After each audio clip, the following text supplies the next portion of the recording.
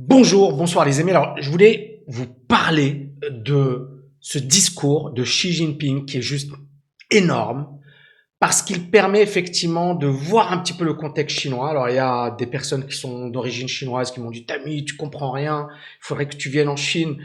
Mon ami, encore une fois, j'ai rien contre vraiment contre la Chine ou alors les gens qui sont en Turquie qui me disent Tami, t'es contre les Turcs, pourquoi tu tapes sur la... Non, les amis, moi je fais des vidéos, d'accord? Je parle de l'actualité économique, je parle de l'actualité financière, je parle de ma passion.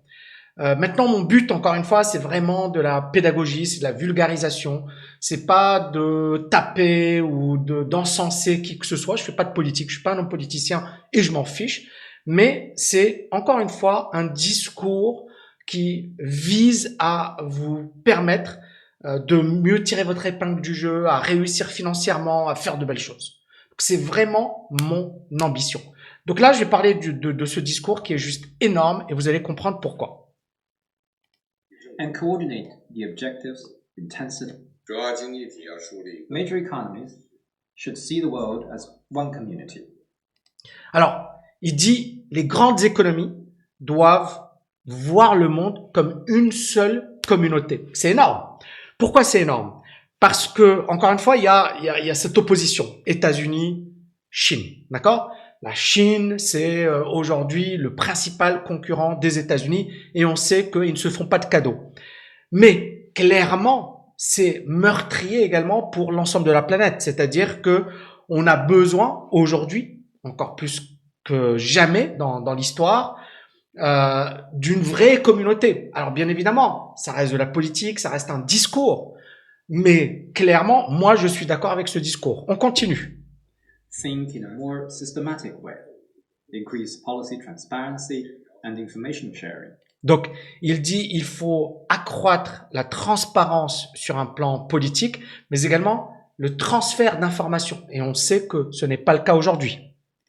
And coordinate the objectives, intensity and pace of fiscal and monetary policies. Voilà. Et accélérer comment dirais-je, la coordination et sur la partie fiscale, sur la partie politique monétaire, etc. Il faut qu'il y ait une coordination mondiale. Ça, on en revient à ce que je vous disais par rapport aux cryptos, etc., notamment le Bitcoin. Je vous avais dit, encore une fois, peut-être que ça ne va jamais arriver, mais je vous ai dit, si le jour où ces grandes puissances vont décider ensemble de faire quelque chose, clairement, il faudra avoir peur. On n'en est pas encore aujourd'hui, mais on peut évoluer vers ça. Si la crise s'aggrave et si on se retrouve dans une situation où les puissances économiques sont obligées de coopérer ensemble. So as to prevent the world economy from plummeting again. Donc, il faut coopérer pour éviter que les économies mondiales sombrent de nouveau. Major developed countries should adopt responsible economic policies, manage policy spillovers, and avoid severe impacts on developing countries. The global low inflation environment has notably changed. Voilà. Et là, il va parler de l'inflation et je vais revenir sur l'article parce que l'article, il est juste énorme. Et justement, dans cet article, il parle de l'inflation, il parle de l'importance. Donc, c'est juste le début du discours. Je vais pas tout vous mettre, mais vous voyez dès à présent pourquoi ce discours est très, très important. Donc, ici, je vais revenir sur cet article parce qu'il est vraiment, vraiment, vraiment important pour les semaines et les mois à venir. Alors, il y a trois grands aspects. Premier aspect, c'est ce que l'on appelle la chaîne, comment on appelle la chaîne de production mondiale, d'accord? Et la supply chain au niveau mondial. Le deuxième risque, il va parler de l'inflation. La troisième dimension, il va parler également de la baisse de croissance en Chine. Donc, tout d'abord, Xi Jinping parle effectivement de sécuriser la global supply chains and prevent inflation shocks. La chaîne de valeur au niveau mondial, vous savez que la Chine est aujourd'hui l'atelier du monde. Or, aujourd'hui, il y a pas mal de problèmes en Chine. On a eu des problèmes effectivement de fermeture d'usines. On a eu des problèmes d'électricité, des prix de l'énergie, du prix du fret maritime. Donc, on a effectivement la chaîne de production et la chaîne de valeur qui est quand même perturbée. Et donc, pour Xi Jinping, il faut que les nations sécurisent une chaîne de production mondiale afin de prévenir les chocs inflationnistes. Parce qu'encore une fois, et il a entièrement raison, si la Chine est en difficulté, qu'est-ce qui va se passer? Eh bien, les prix vont flamber, d'accord? Et si les prix flambent en Chine, parce que justement, chaîne de production en difficulté, hausse des prix de l'énergie, hausse des prix du fret, etc., etc., ça va avoir une répercussion sur l'inflation au niveau mondial. Et donc, Xi Jinping, c'est un homme politique, mais c'est également quelqu'un qui est stratège. Et il dit au monde, écoutez, soit on se met d'accord, soit on va tous morfler et on va tous payer très très cher. Très très très intéressant comme discours sur un plan économique, mais également sur un plan politique. Donc je continue. Donc ici, donc il dit, j'efface ça, il dit, we need to resolve various risks and promote the steady recovery of the world economy. Donc on doit ensemble gérer et résoudre les problèmes qui vont émerger et faire en sorte qu'on ait une reprise pour l'économie mondiale et pas que chacun de son côté. Et c'est encore une fois très intelligent. Hein. Il y a cette notion du dilemme du prisonnier, c'est-à-dire que vous avez une situation où il y a deux prisonniers qui s'évadent.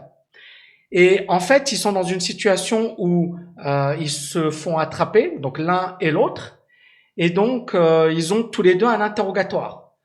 Premier, on va lui dire, écoute, dénonce ton camarade et on va te donner une peine de prison plus faible. Maintenant, si tu ne dénonces pas ton camarade, mais que lui te dénonce, tu vas avoir le maximum de peine. Et donc finalement, on se retrouve dans une situation où tous les deux ont intérêt à ne pas dénoncer leur camarade, mais où tous les deux vont dénoncer leur camarade parce qu'ils vont se dire, et si l'autre me dénonce, je suis, voilà. Et donc finalement, ils vont se retrouver dans une situation où ils vont devoir payer plus cher, avoir une peine de prison plus longue, alors même que si ils avaient vraiment coopéré, d'accord, sans que les personnes qui les interrogent le sachent, mais s'ils avaient coopéré, les prisonniers, c'est-à-dire que s'ils avaient été solidaires l'un et l'autre, eh bien, ils auraient pu limiter la casse. Et là, c'est un petit peu ce que dit Xi Jinping. On est tous dans le même bateau. On peut soit coopérer, et donc on va tous y gagner, soit on ne coopère pas et on va tous perdre. Et il a raison. Donc, je continue. Donc effectivement, la supply chain, la chaîne de valeur au niveau mondial a été voilà perturbée et les prix des matières premières continuent de monter. Et vous voyez que c'est un problème qui concerne la Chine, les États-Unis, le monde entier. Les energy supply remains tight, donc effectivement l'offre d'énergie, la production d'énergie, elle est encore limitée et ces risques s'accumulent pour effectivement entraîner une incertitude sur la reprise économique. Et donc, bon, il faut savoir qu'au Kazakhstan, il y a un soulèvement massif, que le Kazakhstan, c'est à la frontière de la Chine, et que ça va avoir également des répercussions sur la Chine. Enfin, dernier point, Xi va prévenir sur les pressions au niveau de l'inflation mondiale.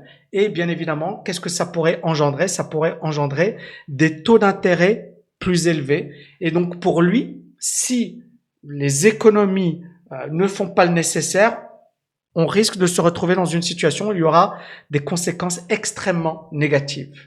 Et ça pourrait provoquer un challenge à l'économie mondiale, à la stabilité financière, aux pays émergents qui vont également souffrir et qui vont effectivement avoir le fardeau de tout ça. Donc ensuite, on a posé la question à Xi sur l'économie chinoise, la reprise de la croissance. J'ai fait une vidéo récemment sur le sujet et je vous disais justement que la croissance de la Chine diminue, que la Chine diminue ses taux d'intérêt pour soutenir son économie. Et donc pour Xi Jinping, les fondamentaux de l'économie chinoise sont inchangés, que l'économie chinoise est résiliente, mais que bien évidemment, à long terme, elle est toujours positive. Maintenant, il y a cette économiste, Angela Mancini, du Control Risk à Singapour, qui dit la chose suivante, qui dit, oui, la croissance, elle est toujours de 8%, oui, c'est toujours correct, mais cette croissance est en train de diminuer, de ralentir. Oui, il y a des challenges économiques pour la Chine. Oui, il y a des challenges sur un plan démographique, parce que c'est un pays qui est en train de vieillir à vitesse grand V. Et donc, il y a énormément de challenges auxquels la Chine doit faire face. Et donc, ce qui est étonnant, c'est que beaucoup, notamment de pays occidentaux, et là c'est ce qu'il dit, Xi Jinping, bon, il tape un petit peu sur les pays occidentaux, etc. Voilà, il a appelé pour une coordination mondiale just as China and US diverge on key policy steps, parce que la Chine a diminué ses taux d'intérêt, alors que les États-Unis, notamment la Fed, parlent d'augmenter les taux d'intérêt. Or, si la Chine diminue les taux d'intérêt et les États-Unis augmentent leurs taux d'intérêt, ça peut effectivement créer une situation assez bizarre. Donc Xi Jinping, il dit, OK, on doit se coordonner. Et je suis sûr que l'idée de Xi Jinping, c'est de dire les prix du pétrole, ça explique le gros de l'inflation. Donc rappelez-vous, je vous ai beaucoup parlé du pétrole. Je vous ai souvent dit que le pétrole était pour le moment très, très haussier et qu'on avait un niveau clé à casser. Donc je reviens dessus. Voilà, et on est même en train de le casser, vous voyez ici.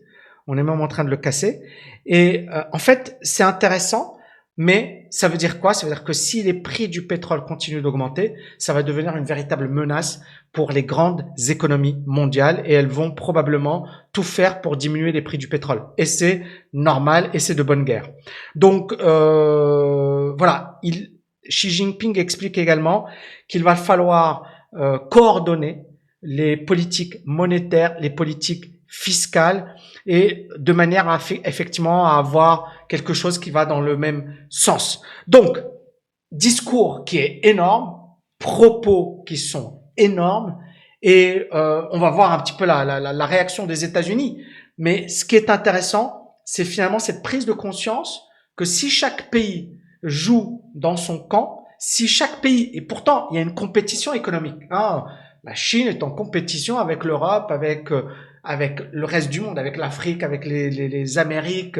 Donc, il y a clairement une compétition au niveau mondial, au niveau des économies. Mais il y a également des intérêts qui sont supérieurs aux intérêts individuels. Le climat, et puis si la Chine perd, tout le monde perd.